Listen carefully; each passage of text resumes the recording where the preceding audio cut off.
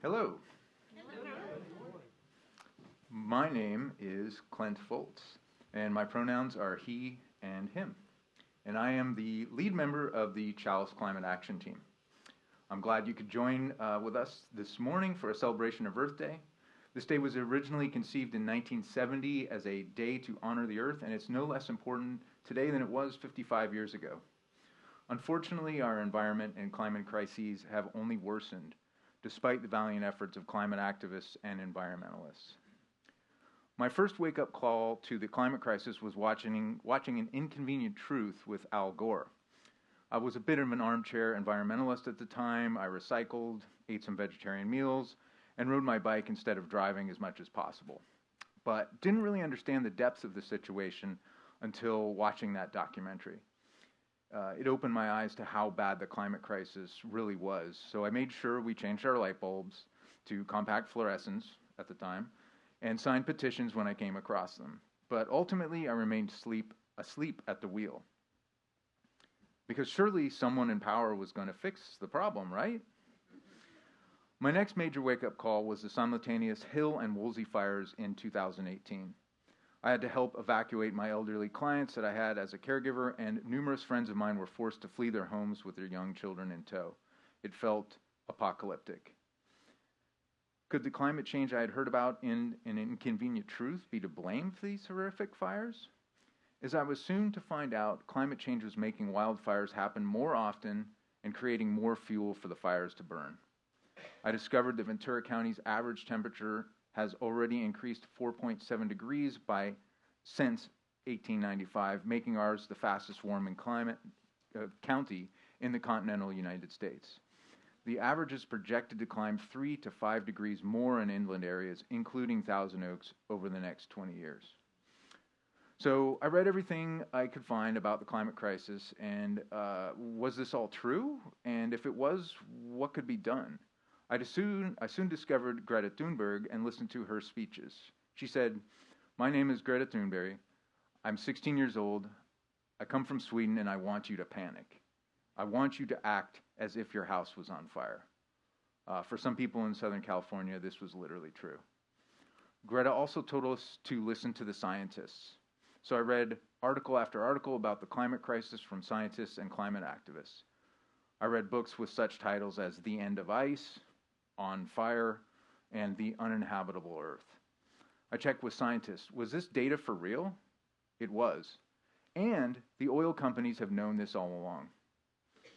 I made it only 45 pages into the book Uninhabitable Earth before I had to put it down. I spent several near sleepless nights waking up in a panic. I had to do something more than just reducing my personal carbon footprint. I looked online for anyone else in the area that was as concerned as I was. That's when I found something called a community forum at a place called Chalice in Newbury Park. Chalice was screening a documentary about climate change called From Paris to Pittsburgh. From the looks of it, this place was kind of like a church, but not like any I'd ever seen. So when I arrived at the community forum and was welcomed at the door by nice people thanking me for attending, I picked up brochures from something called Citizens Climate Lobby, and then sat down in the chair in front of the stage. That's when I saw the words on either side of the lectern. All souls are worthy of respect and love, and all life, all truth is one. Well, those were some words I could get behind. A little while later, I ended up attending a Citizens Climate Lobby meeting held at Chalice, and that's where I met Gordon Clint, no relation. He was super... He was super enthusiastic and encouraged me to check out a Sunday service, which I did sometime later.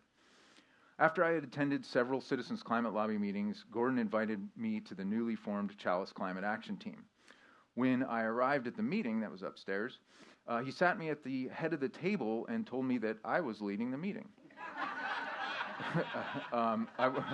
I worked through my fears and trepidation and managed to run the meeting thanks in part to the amazing people seated at that conference table.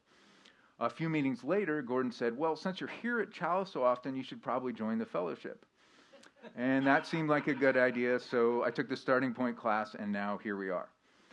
So if you're not enjoying this speech, you can blame Gordon Clint. He's not here today. So what I found is that when I'm working with like-minded people, that overwhelming sense of dread I feel when working on the climate crisis, that feeling subsides and it's replaced with a sense of belonging and, dare I say, hope. There are solutions to the climate crisis. We can change the apocalyptic trajectory humanity is currently on, but it's going to take everyone. Every single one of you needs to become a climate activist. Make changes in your own life. Be the change you want to see in the world. Become a revolutionist and know that the real revolution is the evolution of the heart and the mind. To quote Brian A. Dominic, quote, "The role of the revolutionist is simple. Make your life into a miniature model of the alternative revolutionary society you envision. You are a microcosm of the world around you, and even the most basic among your actions affect the social context of which you are a part. Make those effects positive and radical in their nature," end quote. Choose to make small sacrifices now so your children and their grandchildren won't be forced to make much worse sacrifices in the future. Make the choice to be a good ancestor and make every single day Earth Day. Join with those around you and create an ever-expanding mandala of climate revolutionists. Be sure to talk about climate change with your friends and family. And perhaps most importantly, take action now. The state of California has the opportunity to pass important legislation called the Polluters Pay Climate Superfund Act of 2025, which Abrah Steward from CFROG will tell you about and how you can get involved. Thank you.